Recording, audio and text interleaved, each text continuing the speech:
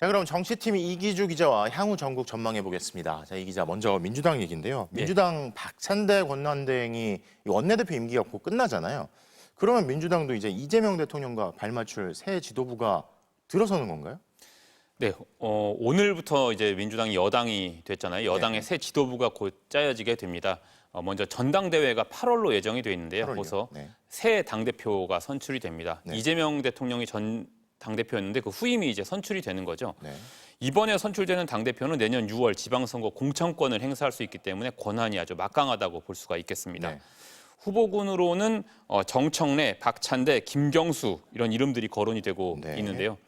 박찬대 원내대표도 오늘 13일 임기가 끝납니다. 그렇죠. 그러면 새 원내대표가 이제 12일에 끝나니까 13일에 선출이 되는데 네.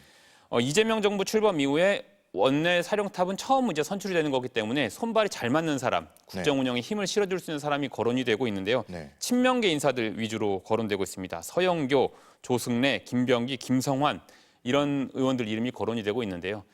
당도 이재명 대통령의 친정 체제가 구축이 된다면 공약 이행의 속도가 날 거다 이런 관측들 나오고 있습니다.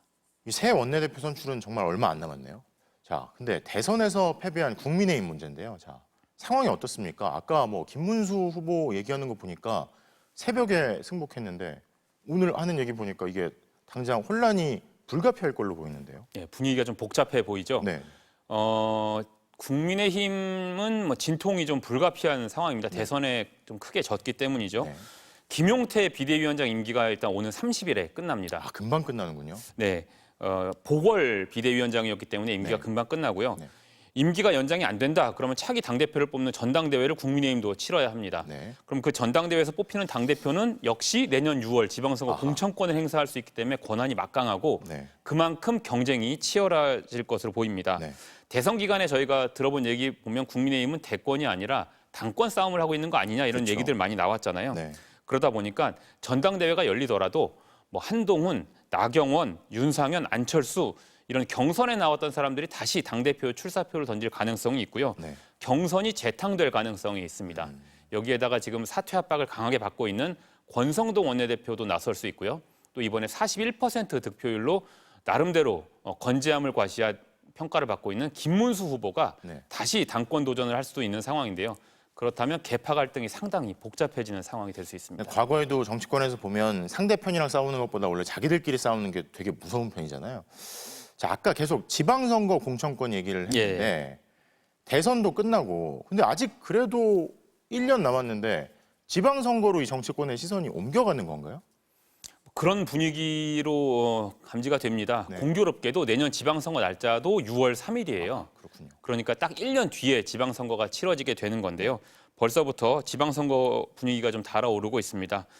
1년 뒤에 치러지다 보니까 나름대로 중간 심판 성격이 있게 되고요. 네. 그러니까 5년 국정을 안정적으로 끌고 가려면 이재명 정부 또 민주당은 당연히 이 선거를 잡아야 된다 이런 생각들을 강하게 갖고 있습니다. 네. 그러니까 임기 1년 차에 그 지방선거 전까지 눈에 띄는 성과를 내기 위해서 국정 드라이브를 강하게 걸 가능성이 있고요. 네.